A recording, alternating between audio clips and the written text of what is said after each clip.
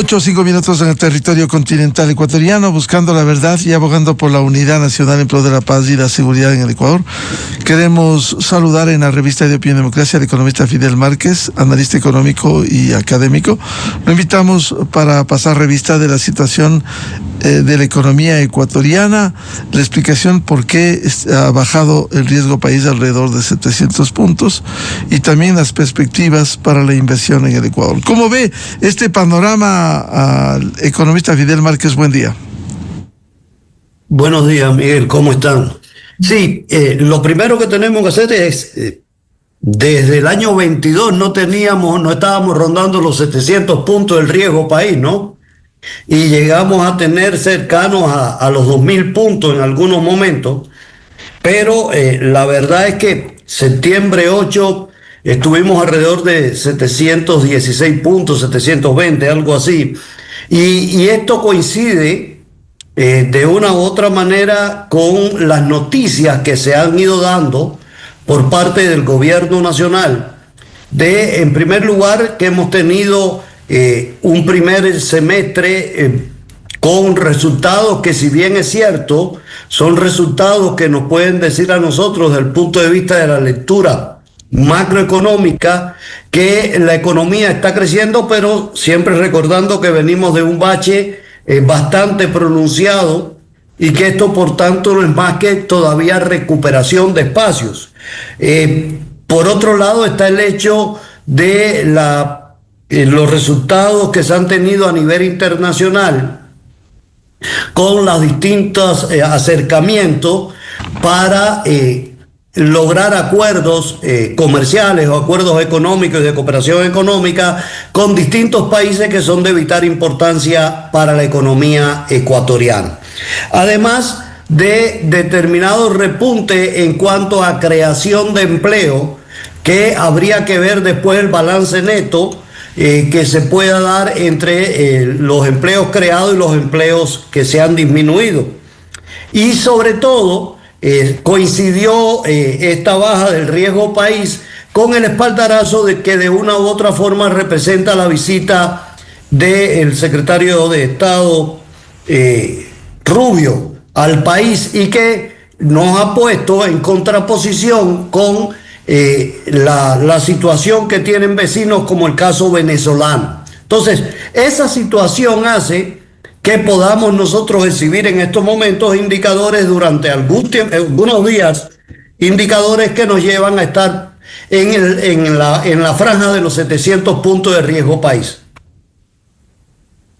Ahora, ¿esto cómo puede incidir? Esa caída del riesgo país, ¿cómo incide no solo en la imagen del Ecuador, sino en inversiones, por ejemplo?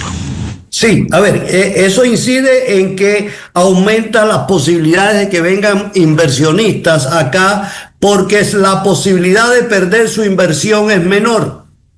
Eso cuando hacemos un análisis global del riesgo. Es decir, si la disminución del riesgo viene por percepciones sociopolíticas, por la declaración como primera medida económica, que es lograr mayor seguridad en el país, evidentemente que esto va a ser bueno para la inversión. Eso significa que la probabilidad de que fracase una inversión en el país va a ser menor que la que se tenía antes. O en otras palabras, por ejemplo, si quisiéramos tener un préstamo a nivel internacional, el día de hoy, este préstamo va a tener mejores condiciones que lo que teníamos en abril el 10 de abril, por ejemplo, que teníamos 1.900 puntos. Hoy en día, con 700 puntos, si yo quiero tener un préstamo a nivel internacional, colocarme en la esfera internacional para colocar determinado papel ecuatoriano, esto va a representarme 3 puntos porcentuales menos en la tasa de interés que me van a cobrar. Para que la gente pueda tener una idea. Algunos dirán, pero 3 puntos no es nada. No, 3 puntos es muchísimo.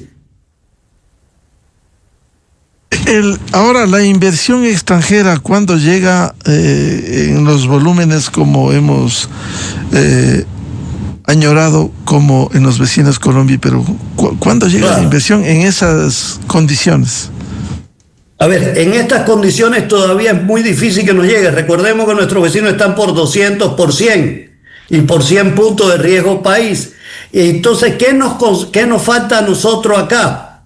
A nosotros nos falta en el país el consenso nacional, nos falta en el país que tengamos y que independientemente del gobierno que esté, se van a respetar para las condiciones para la inversión. Y tenemos el caso peruano. Hay como 7 presidentes presos, pero eso no ha afectado a la inversión extranjera en el Perú. Y tan es así que hasta se están dando el lujo de tener varios proyectos portuarios en estos momentos en Perú de un gran nivel que posiblemente sean y lo conviertan a Perú en núcleo logístico del Pacífico en ese sentido. Claro, lo que señala Fidel es importante. 7 presidentes, efectivamente, 5 o están en la cárcel o en arresto domiciliario. El caso de Kuczynski, el último. Los otros, Castillo, sí. Yantumala, sentenciados, Vizcarra. Uno salió a morir luego de estar 15 años. Fujimori salió a morir en su casa y el otro se suicidó para no ir a la cárcel. Por eso conté los 7. Claro. Ahora, ¿cómo explicar? Quizás tiene su explicación, lo de Perú, porque hay una sólida institucionalidad, un gerente del Banco Central que estuvo 20 años. Entonces, ¿cómo entender esa sólida institucionalidad al margen de las debilidades políticas en Perú? Es que cuando hay institucionalidad, Miguel, evidentemente que el gran problema nuestro es que tenemos un problema estructural institucional. Y tenemos que buscar las estructuras institucionales que se requieren para que verdaderamente funcionemos independientemente de que quien esté en el poder o qué barbaridad pueda hacer, tenga que entrar dentro de esa estructura socioinstitucional que tenemos que instaurar en el país. Y eso solamente se puede lograr si tenemos los acuerdos mínimos, el famoso consenso nacional que tenemos que tener en el Ecuador, que hasta ahora no se ha podido lograr. ¿Y por qué resulta difícil lograr consensos en temas, por ejemplo, de crecimiento económico? ¿Qué hace falta? En primer lugar, lo que hace falta es que acabemos de pensar en la economía como un todo y no solamente en la economía del fisco. Yo creo que por ahí tenemos que empezar, Miguel. Tenemos que nosotros considerar que la economía no es solamente la cantidad de impuestos que yo logre cobrar o cuánta presión tributaria yo puedo tener, sino esos tributos para qué sirven y además de eso, si esos tributos que estoy cobrando no me afecta la generación de la principal fuente de empleo que tenemos. Es decir, el sector privado, porque el sector público nos aporta entre un 25 y un 30% del empleo que hay en el país. El resto es aportado por el sector privado de la economía. Y no podemos, por tanto, atacar al máximo generador de empleo que tenemos en el país, que eso se traduce después en incremento de consumo de familia y crecimiento económico. Usted ha tocado un tema fundamental, el economista Fidel Márquez. ¿Cómo lograr un mejor crecimiento económico del 4, 5, 6% que permita reflejar no solo crecimientos modestos, sino que esto evidencie en el mejoramiento de la calidad de vida de los ecuatorianos? Sí, mire, lo primero que tenemos que ver es dónde podemos nosotros, y esto es importante lo que ha hecho el gobierno, buscar estos acuerdos a nivel internacional, qué tipo de productos tenemos que producir para podernos insertar en este mundo de hoy. Eso por un lado. Por otro lado, tenemos que, si nosotros no vamos a una economía colaborativa a lo interno para poder abastecer determinados mercados, no vamos a poder avanzar en este sentido. Y también buscar dónde podemos tener nuestras ventajas competitivas y comparativas que nos permitan insertarnos en esos mercados. Por las condiciones que tiene el Ecuador, yo creo que nosotros deberíamos pensar en 2 sectores, a mi modo de ver, que son más que clave. la agricultura y sobre todo por el lado de la agricultura orgánica, por las condiciones y tendencias que se está teniendo en el mundo de hoy, de que cada vez la población mundial es más vieja, sobre todo en los principales mercados, y esto nos tiene que llevar entonces a producir cada vez más sano, y eso es producción orgánica, con menos químicos, con menos pesticidas, etcétera, y que nos pueda llevar entonces a colocar nuestros productos que se hacen a escalas menores por nuestras condiciones de país pequeño, pero con gran porcentaje de luminosidad que tenemos en el Ecuador y las tierras tan fértiles que tenemos acá. Entonces buscar nosotros la forma en cómo insertamos esos productos sanos, para llamarlo de alguna manera, que nos permita tener altos ingresos con estas producciones que nosotros tenemos y el nivel y el volumen de producción que tenemos. Eso por un lado. Por otro lado, es la minería. Tenemos que acabar de entender que la minería tiene que ser una rama importantísima en la economía ecuatoriana, y tenemos que ir a la economía, a la minería de alta tecnología, a la minería con tecnología cada vez menos contaminante y que sea amigable con la naturaleza. Y eso no se puede lograr con minería ilegal ni con minería a pequeña escala. Claro, pero tampoco se puede castigar a la minería formal a sabiendas de que hay una debilidad institucional como la Agencia de Regulación y Control en el sector minero frente a la minería que explota irracionalmente los minerales en el Ecuador.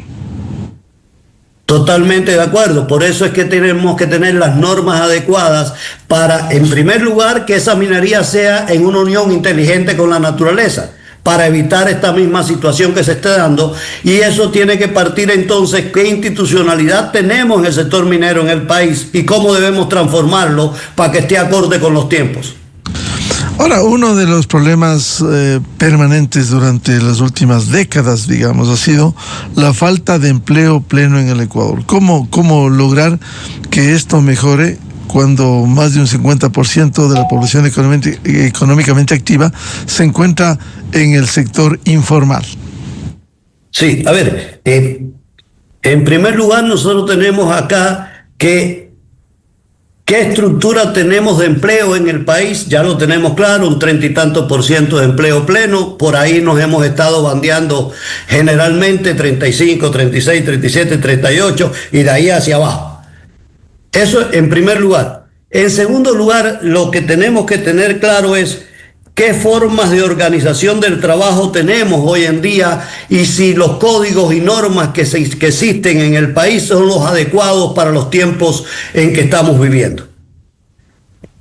Eso nos tiene que llevar entonces a que nosotros consideremos que desde la formación del capital humano, desde la formación de las personas, desde la formación que tenemos a lo largo y en el sistema educativo que tenemos en el país, tenemos que pensar que necesitamos formar técnicos, tecnólogos, fundamentalmente, y personal capacitado para ejercer con determinadas competencias, para ejercer determinados trabajos que son acorde con los tiempos modernos. Eso por un lado. Por otro lado, que la forma de empleo tenemos que variarla y ponerla en función de las nuevas tecnologías, las nuevas formas en que se organiza el trabajo hoy en día. Nosotros ya pasamos de la economía estancada, de estanco que teníamos en un determinado lugar físico, a economía colaborativa, que es lo que se está dando en el mundo de hoy. Es más, ya la economía digital hasta está prácticamente,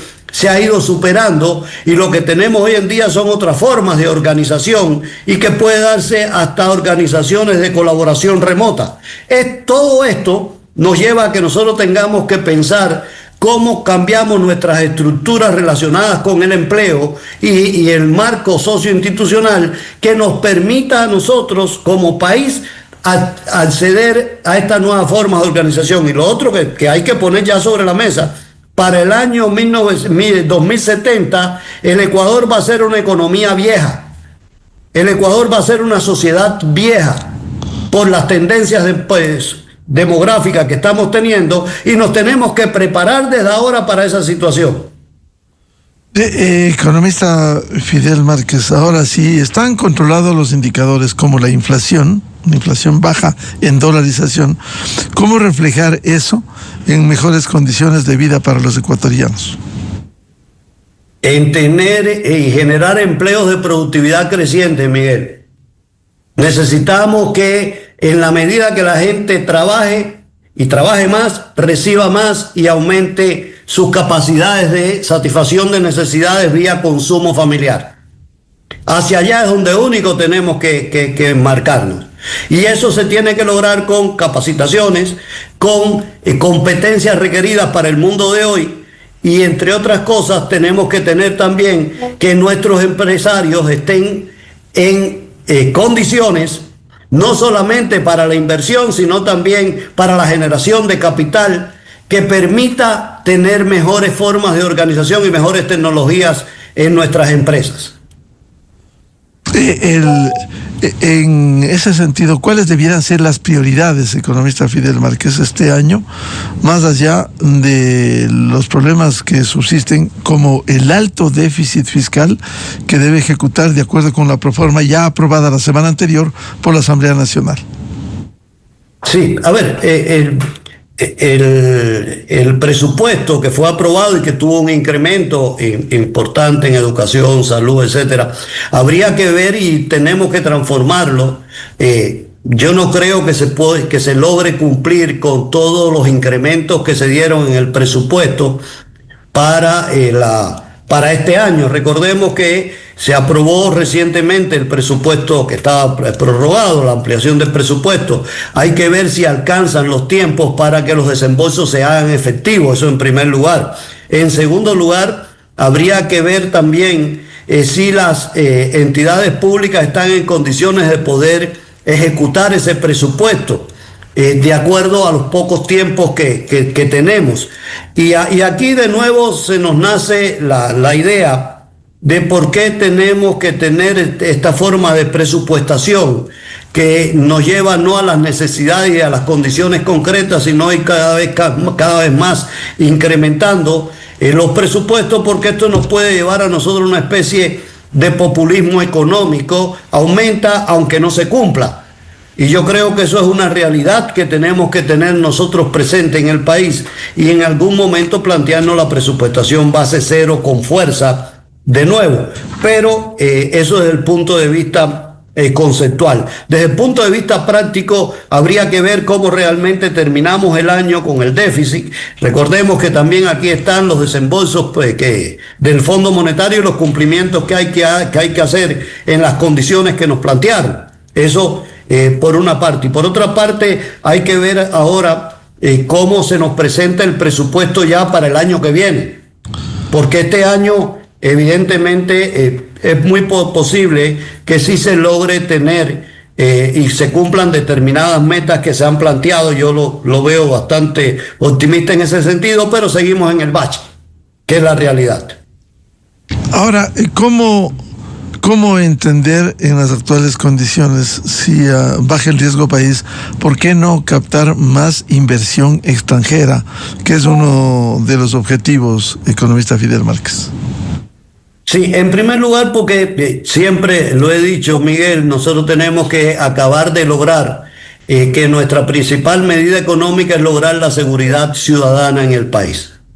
Mientras tengamos estos niveles y estos altos índices que se están teniendo de inseguridad, de secuestro a empresarios, a ciudadanos, y que además de eso nosotros no tengamos la institucionalidad como ya la que hemos planteado, que contrarresten toda esta situación, porque algunos dirán, sí, Colombia creció, que teniendo tales condiciones, pero en Colombia teníamos otra suerte de hechos, donde además se daban condiciones que permitían ese tipo de inversiones en el país. Pero mientras nosotros continuemos con presión tributaria, continuemos con los niveles de inseguridad que tenemos y además de eso no cambiemos las normas que nos pueden permitir mayor inversión, no vamos a ninguna parte.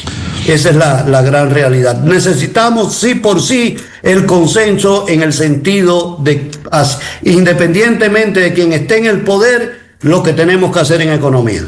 ¿Y cómo lograr lo que usted señala, Fidel? Un presupuesto base cero. Con voluntad. Eso es con voluntad. Mientras no tengamos la voluntad, Miguel, no vamos a ninguna parte. Voluntad del gobierno, voluntad y habría que como están de moda las consultas, ¿no? Habría que preguntarse también cómo lograr que el sector político realmente todos apunten hacia el bienestar. A veces un gran deseo no incumplido daría la impresión de que la clase política en general vive en otro país. Ahora, usted citó el caso de Colombia. ¿Cómo entender que en Colombia ha recrudecido la violencia y sigue creciendo, sigue con una gran inversión extranjera? Porque se respetan las normas económicas, Miguel. Porque se respeta de una u otra manera lo establecido para la inversión, para toda esta cuestión. Además de que también habría que ver, y esto es parte del funcionamiento de la economía, ¿no? Cómo se entrelazan todos los sectores económicos en Colombia. Ahí funciona la institucionalidad. Funciona desde el punto de vista del respeto a la inversión. Y no es que si hoy quiero te dejo y mañana no quiero y no te dejo. O romper contratos que han sido firmados entre el Estado y empresas. Exactamente. Ese tipo de cosas es lo que tiene que respetarse. Ahora, usted hablaba de la presión tributaria. ¿Cómo incide esto? Esto incide en que si aumenta la presión tributaria a las empresas, por ejemplo, que tenga endowment para hacer determinadas inversiones, pero si no lo has invertido o no lo repartiste las utilidades en un determinado momento, te las voy a castigar poniéndote un impuesto. Le estás quitando la posibilidad de una inversión futura a esa empresa. Claro. Así de sencillo, hay que decirlo, no le puedes quitar la posibilidad de que las empresas puedan tener recursos para invertir en determinado momento o reinvertir. Por cierto, ha habido casos de empresas que no reinvierten y que tienen en otros fondos el remanente de utilidades. Eso también habría que corregir. Claro. Pero habría que ver para qué tienen ese remanente de utilidad en esos otros fondos, si es para hacer una inversión futura, contra qué proyecto está. O si reparten a los accionistas las utilidades y no parcialmente. También, sí, porque habría que tener las reglas de juego bien claras en ese sentido. Fidel, en resumen, ¿cómo se proyecta el país esta caída del riesgo país que es fundamental? Sí, no, a ver, el país está mejor que como estábamos el año pasado. Y hay que reconocer, estamos mejor. El crecimiento económico se ha dado, tuvimos primer semestre con un crecimiento económico mucho mejor que lo que teníamos y de lo que se esperaba, además de los pronósticos que había. El año va a cerrar con un crecimiento económico. Por suerte, la dolarización nos permite mantener niveles bajos de inflación y esto hay que reconocerlo. Y también, por otra parte, el hecho de que baje el riesgo país y exista ya para el año que viene la continuidad del gobierno, ya no con presupuesto prorrogado. Hay que ver cómo nos viene el presupuesto que hay para el 2026, que tiene que entrar ahora a la discusión en la Asamblea. Tenemos que ver cuáles son las tendencias, cómo se comportan, si se logran los acuerdos comerciales que se están planteando por parte del gobierno y nos aumenta el comercio. Yo creo que va en este sentido, ha mejorado la situación del país, pero seguimos todavía muy lejos de donde deberíamos estar. Esa es la verdad. Fidel, ¿es posible reducir el gasto en el presupuesto del Estado y aumentar la inversión? A ver, si vamos a un Estado o a un gobierno, como se ha dado en llamar, y las tendencias que hay de gobiernos digitales, que desde un clic de la casa yo puedo hacer muchas funciones y muchas cuestiones, y además logramos que sea más eficiente el servicio público, sí puede haber una reducción de gastos. Pero para eso tenemos que estar conscientes de que necesitamos, el Estado no puede ser el empleador de última instancia. Ese concepto lo tenemos que eliminar porque en la práctica no lo es. El Estado tiene que tener la cantidad de empleados que sean necesarios para ser eficiente. Por cierto, también por lo que hemos podido ver, la salida de 5,000 funcionarios, como se anunciara, que sea de manera ordenada y que se sepa el norte. Sí. Por ejemplo, ¿qué va a pasar? Y que se respeten los derechos de todos esos trabajadores. Claro, por un lado, de que no llegue la notificación de la noche a la mañana. ¿Y cuál es la perspectiva en el sector público si no se conoce el norte en esta fusión de ministerios y de secretarías de Estado? Sí, yo creo que eso es uno de los elementos, Miguel, que también tiene que existir transparencia. Tiene que todo el mundo entender qué se quiere hacer con esos procesos de fusión, qué está detrás de esos procesos de fusión y realmente cuán eficientes van a ser los servicios que se van a brindar en esas nuevas mega instituciones que se están creando. Y lo otro, ¿cómo enfrentar el déficit fiscal que se ha hablado de alrededor de 5,000 millones de dólares? Bueno, eso hay que enfrentarlo con eficiencia y buscando socios y alianzas estratégicas que permitan bajar ese déficit, como por ejemplo la alianza público-privada. Eso hay que seguirlo impulsando y llevarlo a su máximo exponente para que pueda realmente por esa vía buscarse recursos que el Estado no tenga que desembolsar en función de determinadas acciones que a la larga después se convierten en el lastre y el incremento del aumento del déficit fiscal. Y por otro lado, si saco 5,000 no puedo poner 10,000 empleados nuevos. Claro, se entiende que este es un proceso ordenado por un lado y por otro de depuración, de buscar la eficiencia del sector público. Y aquí está una debilidad, la ineficiencia en el sector público.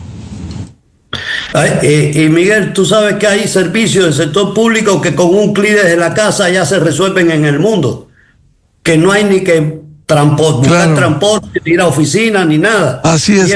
Como hay instituciones que le siguen pidiendo la copia de la cédula y a veces a color, lo cual es un desastre, cuando todo está en línea, como dice Fidel.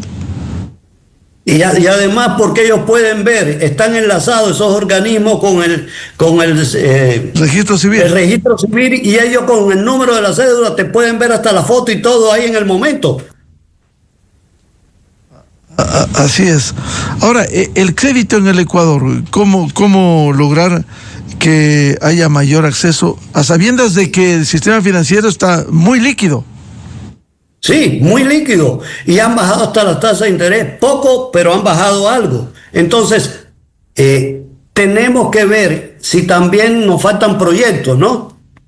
Pero para que existan estos proyectos, Miguel, necesitamos que el entorno sea el adecuado para que estos proyectos puedan aparecer y florecer. Porque si no hay un entorno adecuado para la generación de proyectos de inversión, se van a otro lugar.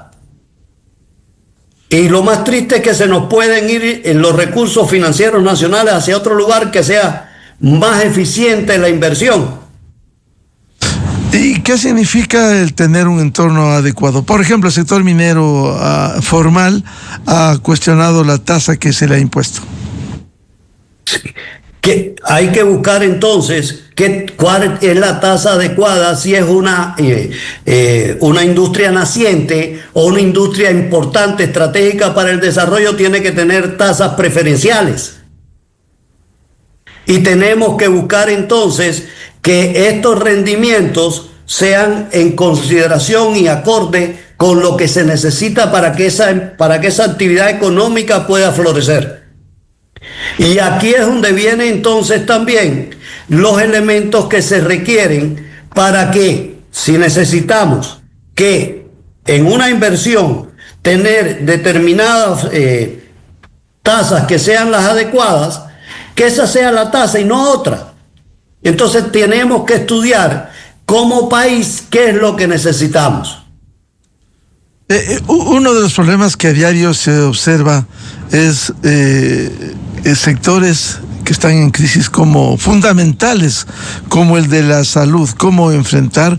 Aquí también ha habido señalamientos de ineficiencia en la gestión para contar con medicamentos, con insumos, con acceso a la salud. ¿Cómo optimizar eso? Yo creo que deberíamos pensar, Miguel, empezar un poco fuera de la caja. Si la forma de organización que tenemos el sistema de salud pública no nos está dando los resultados, ¿por qué no hacer y pensar que determinados servicios de salud o determinados hospitales estén administrados privadamente, aunque sean públicos?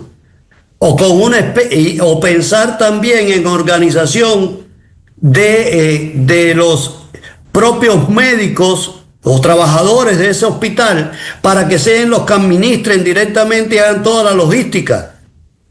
Y un poco quitar, y esto es importante, cuando usted concentra demasiado y hace oligopolios de logística, oligopolios de distribución de medicamentos, etcétera, crea condiciones para la ineficiencia. ¿Y cómo superar eso? Yo soy del criterio, por ejemplo, si hemos visto como que hay hospitales que no funcionan adecuadamente, que no tienen la administración no es la adecuada, y ya sabemos que hasta ahora la forma en que haya habido distribución de logística de medicamentos inadecuadamente, yo me pregunto, ¿y cómo logramos que en la pandemia funcionara una logística para la parte de la vacunación? Sí. Es importante. ¿Por qué no hacer algo análogo con todo el sistema ahora? Claro, ese es uno de los desafíos que debieran tomarse sus correctivos, Fidel. Totalmente. Y ya tuvimos una experiencia cuando nos vimos con la crisis en la pandemia, y hubo una alianza público-privada para la logística y distribución. Y se logró. Con sus problemas y todo, pero hubo un gran porcentaje de eficiencia ahí, mucho mejor de lo que podemos tener ahora en las logísticas. Claro, y con otras dimensiones, con una pandemia en la que se enfrentó con éxito, pero ahora vemos algo grave como es el acceso a la salud y la dotación de medicamentos e insumos. Muy bien. Por eso, sí. Por eso, Miguel, yo creo que cuando estamos ante estos tipos de crisis hay que pensar y decir, los caminos trillados hay que dejarlo a un lado y busquemos otros. Claro, caminos mucho más eficaces y ágiles. Sí, así es. Bien, muchas gracias al economista Fidel Márquez, analista económico y académico, para hablar sobre la situación económica del país, fundamentalmente esta caída del riesgo país que es importante. Gracias, Fidel. Gracias a ti, Miguel. Un gran saludo. Muy amable. 8:39 en el territorio continental ecuatoriano. Vamos a una pausa y tenemos previsto un diálogo con el doctor Pablo Lucio Paredes, director del Instituto de Economía de la Universidad San Francisco de Quito, a propósito de un tema de fútbol. Esta tarde, 18 horas, en el Estadio Banco del Pichincha de Barcelona, en Guayaquil, el partido final de las eliminatorias. Ecuador recibe a Argentina. Se espera que el Ecuador cierre muy bien estas eliminatorias. Ya está clasificado al Mundial 2026 en Estados Unidos, Canadá y México. Desde 1984 con Gonzalo Rosero, la revista de opinión Democracia. Siempre líderes, siempre confiables. Enseguida regresa.